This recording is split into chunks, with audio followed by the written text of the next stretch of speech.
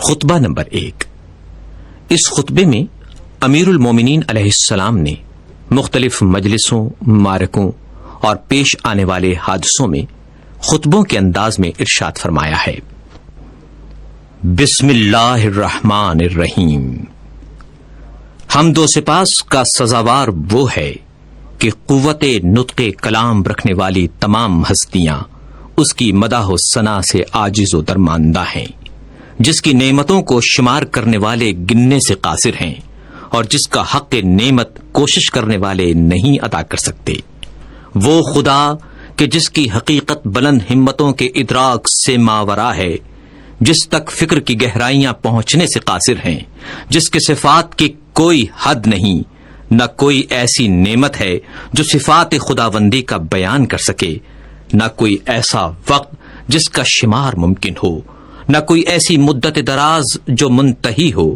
اس نے خلائق کو اپنی قدرت اور اختیار سے پیدا کیا اور ہواؤں کو اپنی رحمت اور مہربانی سے پھیلایا، اور متحرک و لرزاں زمین کو سنگھائے بزرگ پہاڑوں سے میخ خوب کیا اور مستحکم و استوار فرمایا۔ دین کی پہلی بنیاد خدا کی معرفت ہے، اور معرفت کا کمال اس کی تصدیق ہے، اور کمال تصدیق توحید ہے، اور کمال توحید اس کو ہر چیز سے برتر ماننا ہے۔ یہ کمال اخلاص صفات کی ذات سے نفی ہے، کیونکہ ہر صفت غیر موصوف ہے اور ہر موصوف غیر صفت ہے۔ جس نے اس کی توصیف میں ذات کو صفت زائد سے ملایا، اس نے گویا ذات الہی میں دوئی پیدا کی، اور جس نے دوئی پیدا کی اس نے گویا اس کی ذات میں تقسیم مانی، اور جس نے ذات الہی میں تقسیم مانی وہ نادان ہے، اور جس نے نادانی کی اس نے خدا کی طرف اشارہ کیا، اور جس نے اشارہ کیا اس نے اسے محدود کر دیا، اور جس نے یہ پوچھا کہ خدا کس چیز میں ہے اس نے گویا کسی چیز کے ضمن میں اسے قرار دیا، اور جس نے سوال کیا کہ وہ کس چیز پر ہے تو اس نے دوسرے مقام کو اس سے خالی تسلیم کر لیا۔ خداوند تعالی ہمیشہ سے موجود ہے مگر حادث اور نوپید نہیں۔ وہ موجود ہے مگر اس کی ہستی عدم و نیستی کے بعد نہیں۔ وہ ہر چیز کے ساتھ ہے لیکن بطور ہمسر نہیں۔ وہ ہر چیز سے الگ ہے لیکن اس سے کنارہ کش نہیں۔ وہ ہر چیز کا فاعل ہے لیکن اس کا فعل حرکات اور آلات کا نتیجہ نہیں۔ وہ بصیر ہے، جب اس کی مخلوق نہ تھی وہ منفرد ہے، کیونکہ اس کا کوئی ایسا ساتھی نہیں جس سے وہ اپنا جی بہلائے اور جس کے نہ ہونے سے اسے الجھن ہو۔ اس نے دنیا کو پیدا کیا اور پہلے پہل بنایا، بغیر اس کے کہ فکر کو کام میں لاتا یا تجربے سے فائدہ اٹھاتا، اور نہ اپنے نفس میں کوئی حرکت پیدا کی، نہ پہلے سے کوئی اہتمام کیا کہ جس کے لیے بے چین ہوا ہو۔ وہ چیزوں کو ٹھیک وقت پر عدم و نیستی سے وجود کی طرف لایا، اور گوناگوں چیزوں میں موافقت اور سازگاری پیدا کی، اور ہر چیز کو اس کی طبیعت اور مزاج عطا کیا، اور ان طباع کے لیے شکل و صورت معین کی۔ وہ ان کی ابتدا اور آغاز سے پہلے ان سے واقف تھا۔ اس کا علم ان کے حدود اور انتہا کو محیط تھا، ان کی حالت اور پوشیدہ کیفیت سے آشنا تھا۔ پھر خدائے بزرگ و برتر نے زمین و آسمان کے درمیان اور جوا، فضا و اطراف اور شگوفوں میں شگاف اور آسمان سے دھلی ہوئی ہوا پیدا کی۔ اس جوا فضا میں متلاطم پانی جاری کیا جس کی موجیں بڑھ بڑھ کر بلند ہو رہی تھیں۔ اس پانی کو باد تند کی پیٹھ پر سوار کیا جو ہر چیز کو متزلزل کیے دیتی تھیں۔ ہوا کو حکم دیا کہ وہ پانی کو گرنے سے روکے اور اسے پانی کے زور پر مسلط کر دیا، اور اسی ہوا سے پانی کی حد بندی کر دی۔ ہوا کا دامن دور تک پھیلایا تھا اور پانی اس کے اوپر اچھل رہا تھا۔ پھر خدا نے ایک ایسی ہوا چلائی جو خشک تھی اور اسے پانی کے ساتھ ساتھ کر دیا۔ اس کی رفتار بہت تیز تھی۔ خدا نے ہوا کو حکم دیا کہ اس پانی کو حرکت دیتی رہے اور موجوں کو ابھار کر اوپر کی طرف پھینک دے۔ ہوا نے اس پانی کو اس طرح متھا جیسے مشک میں دودھ متھا جاتا ہے،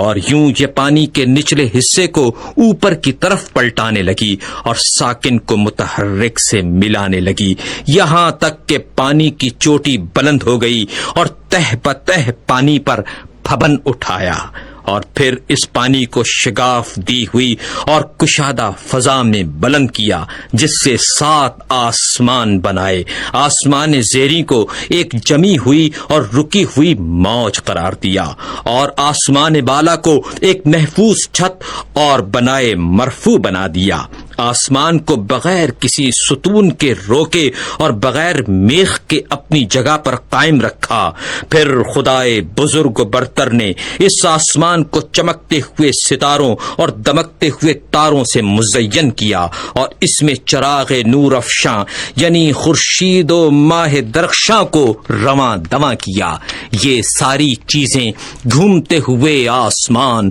رواں دواں چھت اور لوح متحرک میں تھیں۔ پھر خدا نے بلند آسمانوں کے بیچ میں شگاف دیا اور ان خلاؤں کو فرشتوں کی مختلف قسموں سے پر کر دیا۔ ان فرشتوں میں کچھ حالت سجدہ میں ہیں، رکوع نہیں کرتے، کچھ مصروف رکوع ہیں اور کھڑے نہیں ہوتے۔ ان میں ایک گروہ صف بستہ کھڑا ہے جو اپنی جگہ سے ہلتا تک نہیں۔ کچھ وہ فرشتے ہیں کہ تسبیح خوانی میں مصروف ہیں مگر ذرا نہیں تھکتے۔ یہ تمام ملائکہ ایسی غیر مادی ہستیاں ہیں کہ ان پر آنکھوں کی نہ نیند چھاتی ہے، نہ عقلوں کی بھول چوک کا غلبہ ہوتا ہے، نہ بدنوں کی سستی طاری ہوتی ہے، نہ بھول چوک کی غفلت کا اثر طاری ہوتا ہے۔ انہی فرشتوں میں ایک قسم کے وہ ہیں جو خداوند متعال کی وحی کے امین ہیں، اس کے پیغمبروں اور رسولوں کے پاس پیامبر بن کر اور احکام و فرامین الہی لے کر آتے جاتے ہیں۔ انہی میں ایک قسم ان فرشتوں کی بھی ہے جو اس کے بندوں کے نگہبان اور اس کی جنتوں کے دربان ہیں۔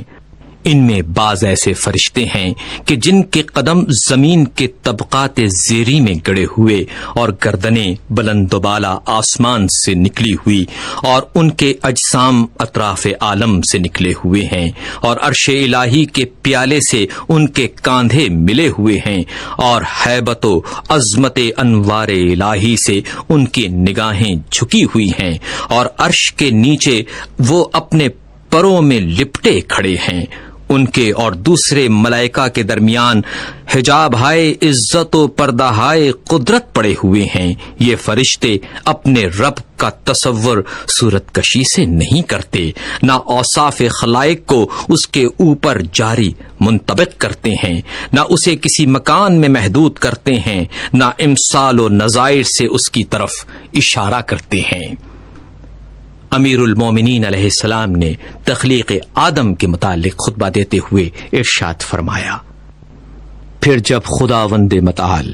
آسمان و زمین، خورشید و ماہ و سیارگان پیدا کر چکا، اس نے جائے سنگلاخ و ہموار زمین، شور اور ارض خاکی سے جو قابل کاشت تھی پارائے خاکی اکٹھا کیا، اس کو پانی میں سانا تاکہ وہ خالص اور پاکیزہ ہو جائے، پھر اسے تری سے گوندھا یہاں تک کہ زمین کے عناصر ایک دوسرے میں پیوست ہو گئے۔ اس سے خدا نے ایک صورت پیدا کی، اس میں کچھ ٹیڑھی ہڈیاں تھیں، اعضا تھے، جوڑ تھے، پٹھے تھے۔ اسے ایک خاص مدت اور مخصوص وقت تک اسی طرح رکھا، یہاں تک کہ وہ سوکھ کر خشک ہو گئی اور سخت ہو کر کھنکھناہٹ دینے کے قابل ہو گئی۔ پھر خدا نے اس میں اپنی روح پھونک دی۔ اب ایک ایسا انسان پیدا ہو گیا جو ذہین ہے اور ذہن سے کام لیتا ہے، جو صاحب فکر ہے اور فکر کو کام میں لاتا ہے، جو صاحب اعضاء و جواہر ہے اور ان سے خدمت لیتا ہے، وہ اپنے اعضاء کو جس طرح چاہے جنبش دیتا ہے، صاحب فہم و فراست ہے، حق اور باطل میں تمیز کر سکتا ہے، وہ چکھنے کی حس کا مالک بھی ہے اور سونگھنے کی حس کا بھی، وہ رنگ اور جنس میں امتیاز کر سکتا ہے، مختلف رنگوں کی مٹی سے بنا ہوا، ان اخلاط سے ترتیب دیا ہوا جو ایک دوسرے سے معارض ہیں، گرمی سے بھی اور سردی سے بھی، تری سے بھی اور خشکی سے بھی، اندوہ و خوشحالی سے بھی خدا نے یہ مخلوق پیدا کی اور آدمی نام رکھا۔ پھر خدا نے فرشتوں سے چاہا وہ اس کی امانت کا حق ادا کریں اور انہیں اپنے عہد و وصیت کی جانب متوجہ کیا کہ آدم کو سجدہ کریں اور اس کی عظمت و بزرگی کے سامنے سرے نیاز خم کر دیں۔ چنانچہ خدا نے حکم دیا، اے فرشتو آدم کو سجدہ کرو۔ سب نے سجدہ کیا سوائے ابلیس کے، جسے آدم کو سجدہ کرتے ہوئے غیرت دامنگیر ہوئی اور اس پر شقاوت طاری ہو گئی۔ اپنے آگ سے پیدا ہونے کا خیال کر کے اس نے غرور کیا اور مٹی کے بنے ہوئے آدم کو حقیر و کم مایا جانا۔ اللہ نے اس کو مہلت عطا فرمائی کہ غضب الہی کا وہ مستحق ہو جائے اور بدبختی پورے طور پر تمام ہو جائے اور وعدہ پورا ہو کر رہے۔ چنانچہ خدا نے فرمایا، تجھے وقت معلوم تک کے لیے مہلت دی جاتی ہے۔ پھر خدا نے آدم کو ایسے مکان میں رکھا جس میں زندگی کی ہر آسائش مہیا تھی، اور یہاں وہ بڑی عافیت اور امن سے تھا۔ نیز شیطان اور اس کی دشمنی سے ہوشیار اور چوکنا رہنے کی تاکید بھی کی، لیکن آخر کار شیطان نے آدم کو دھوکہ دے ہی دیا، اس بات سے جل کر کہ وہ جنت میں ابرار کی مرافقت سے بہرور ہو رہا ہے۔ چنانچہ آدم نے یقین کا شک سے اور عزمیت کا کمزوری سے سودا کر لیا، اور مسرت کو خوف سے اور فریب خردگی کو شرمندگی سے بدل ڈالا۔ پھر اللہ سبحانہ و تعالی نے اس کی توبہ قبول کر لی اور اپنے کلمہ رحمت سے اسے نوازا، اس سے جنت میں پھر بلا لینے کا وعدہ کیا، پھر اسے دار البلا میں اتارا جو تولد و تناسل کی دنیا ہے۔ آدم جب دنیا میں آئے اور تولد و تناسل کا سلسلہ شروع ہوا اور ان کی اولاد بڑھی اور پھیلی، تب اللہ نے آدم کی اولاد سے نبی منتخب کیے اور ان سے بندگان الہی تک وحی خداوندی پہنچانے کا عہد لیا اور تبلیغ رسالت کا انہیں امین بنایا، جبکہ بہت سے خدا کے بندوں نے پیمان الست فراموش کر دیا تھا اور وہ ڈر کر حق کو فراموش کر بیٹھے تھے اور بتوں کو اس کی خدائی میں شریک قرار دے رکھا تھا، کیونکہ شیاطین نے معرفت خدا سے بندوں کو بھلاوے میں ڈال دیا تھا اور انہیں اس کی عبادت سے روک دیا تھا۔ پس خدا نے ان میں لگاتار رسولوں کو بھیجا تاکہ وہ خدا کے بندوں سے عہد الست کا حق ادا کرائیں اور اس کی فراموش کردہ نعمتوں کو یاد دلائیں اور تبلیغ کر کے محبت قائم کریں، اور ان عقلوں میں جو وہم اور شک کے گرد و غبار میں دفن ہو گئی ہیں پھر سے ابھار دیں اور چمکا دیں، اور وہ نشانیاں جو سروں پر چھائے ہوئے آسمانوں میں ہیں انہیں دکھائیں، اور جو فرش زمین میں ہیں انہیں سمجھائیں اور انہیں بتائیں کہ کیونکہ اچھی باتوں سے زندگی اچھی بنتی ہے، اور مہلت کیونکہ انہیں فنا کے گھاٹ اتار دیتی ہے، کیونکہ رنج و غم کی کثرت انہیں بوڑھا بنا دیتی ہے، اور کیونکہ آفات و حوادث کا تو اثر ہوتا رہتا ہے۔ خدا نے اپنی مخلوق کو کسی نبی، مرسل یا نازل شدہ کتاب یا حجت لازمہ یا راہ روشن کے بغیر نہیں چھوڑا۔ وہ رسول کہ جن کے ہاں تعداد کی کمی تبلیغ رسالت میں کوتاہی کی موجب نہیں ہوتی، اور نہ جھٹلانے والوں کی کثرت انہیں کچھ نقصان پہنچاتی ہے۔ کچھ رسول آئے جنہوں نے پہلے والے رسولوں کی خبر دی اور بعد میں آنے والوں کی تصدیق کی، یوں ہی قرن گزرے اور صدیاں بیت گئیں اور زمانے گزرتے رہے اور آباء و اجداد آئے اور گئے، ان کی نسلیں گزریں، یہاں تک کہ خداوند قدوس نے محمد صلی اللہ علیہ وآلہ وسلم کو بھیجا تاکہ اس کا وعدہ پورا ہو جائے اور اس کی نبوت ختم ہو جائے۔ انبیاء سے اس نے اس رسول صلی اللہ علیہ وآلہ وسلم کے بارے میں عہد لے لیا تھا، ان کی علامتیں مشہور اور ولادت باعزت ہے۔ جب آن حضرت صلی اللہ علیہ وآلہ وسلم تشریف لائے تو دنیا میں ملل متفرقہ اور اقوام منتشرہ کی کثرت تھی۔ مختلف فرقے تھے، بعض وہ کہ خدا کو بندوں سے تشبیہ دیتے تھے اور اسے مخلوقات کی طرح جانتے تھے، بعض وہ تھے جو اس کے نام میں تحریف کرتے تھے جو اس کی ذات سے کوئی تعلق نہیں رکھتے تھے، کچھ ایسے جو اس کے علاوہ کسی غیر کے لیے رائے دیتے تھے۔ رسول صلی اللہ علیہ وآلہ وسلم نے انہیں گمراہی سے ہدایت کی طرف نکالا، انہوں نے انہیں جہالت سے بچایا۔ پھر خدا نے چاہا اپنے رسول صلی اللہ علیہ وآلہ وسلم سے ملاقات کرے، وہ اپنے رسول صلی اللہ علیہ وآلہ وسلم سے راضی تھا۔ اس نے اپنے رسول کو اس بات سے ماورا سمجھا کہ وہ دنیا میں رہے اور اس کی سختیاں سہے، لہذا اسے کرامات اور بزرگی کے ساتھ اٹھا لیا صلی اللہ علیہ وآلہ وسلم۔ پھر آن حضرت صلی اللہ علیہ وآلہ وسلم نے تم میں وہی چھوڑا جو اور انبیاء نے اپنی امتوں میں چھوڑا تھا، کیونکہ گزشتہ انبیاء نے اپنی امتوں کو یوں ہی بغیر کسی روشن راستے اور مستقل نشانی کے نہیں چھوڑا تھا۔ تمہارے رب کی کتاب اب رسول صلی اللہ علیہ وآلہ وسلم کی وفات کے بعد تمہارے پاس ہے۔ رسول اللہ صلی اللہ علیہ وآلہ وسلم نے اس کے حلال و حرام کو واضح کر دیا، اس کے فرائض و فضائل کو، اس کے ناسخ اور منسوخ کو، اس کی رخصت اور عظمیت کو، اس کے خاص اور عام، اس کے عبر و امثال کو، اس کے مرسل اور محدود کو، اس کے حکم اور متشابہ کو اچھی طرح کھول کر بتا دیا، اس کے مجملات کی تفسیر کر دی، اس کے اسرار اور گہرائیوں کو ظاہر کر دیا۔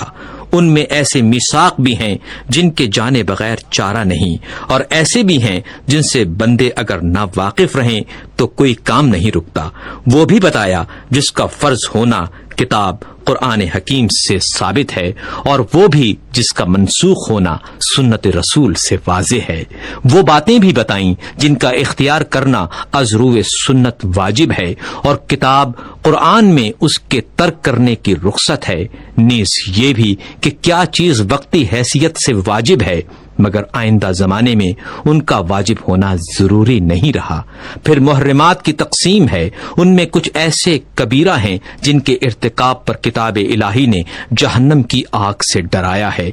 کچھ صغائر ہیں جن میں مغفرت کی امید ہے، کچھ ایسے مقامات ہیں کہ ان کا صدور مقبول بارگاہ الہی ہے، اور کچھ وہ ہیں جن میں بندے کو اختیار ہے۔ امیر المومنین علیہ السلام نے پہلے خطبے میں حج کا ذکر کرتے ہوئے ارشاد فرمایا، خدا نے تم پر اپنے گھر کعبے کا حج فرض کر دیا ہے، وہ گھر جسے دنیا بھر کے لیے قبلہ بنایا ہے۔ اس کی طرف لوگ یوں لپکتے ہیں جس طرح چوپائے گھاٹ پر ٹوٹ پڑیں، اور اس طرح شوق سے یہاں ٹوٹ کر آتے ہیں جیسے کبوتروں کی ٹکڑی۔ اس حج کو اس نے اپنی جلالت کے سامنے بندوں کی فروتنی کی پہچان قرار دیا ہے۔ اس نے اپنی مخلوق سے ان لوگوں کو چن لیا ہے جو اس کی آواز سنتے ہیں، جو اس کی دعوت پر لبیک کہتے ہیں، جو اس کے قول کی تصدیق کرتے ہیں، اور اس کے نبیوں کے مقامات پر کھڑے ہو کر ایسے دکھائی دیتے ہیں جیسے وہ ملائکہ جو عرش الہی کے طواف میں مصروف رہتے ہیں۔ یہ لوگ عبادت کے بازار سے خوب نفع کماتے ہیں اور جمع کرتے ہیں، اور اس کے وعدہ مغفرت کی طرف جلد جلد تیزی سے قدم بڑھا رہے ہیں۔ اس گھر کو خدا نے اسلام کی نشانی قرار دیا ہے، یہ پناہ لینے والوں کے لیے جائے پناہ ہے۔ اس نے حج کو فرض قرار دیا ہے اور اس کے حق کو واجب کردانا ہے، اور اس کی زیارت تم پر لازم کر دی ہے۔ چنانچہ خدائے بزرگ و برتر فرماتا ہے، اللہ کی طرف سے ان لوگوں پر حج فرض ہے جو زاد راہ رکھتے ہیں، اور جس نے انکار کیا تو خدا سارے عالم سے بے نیاز ہے۔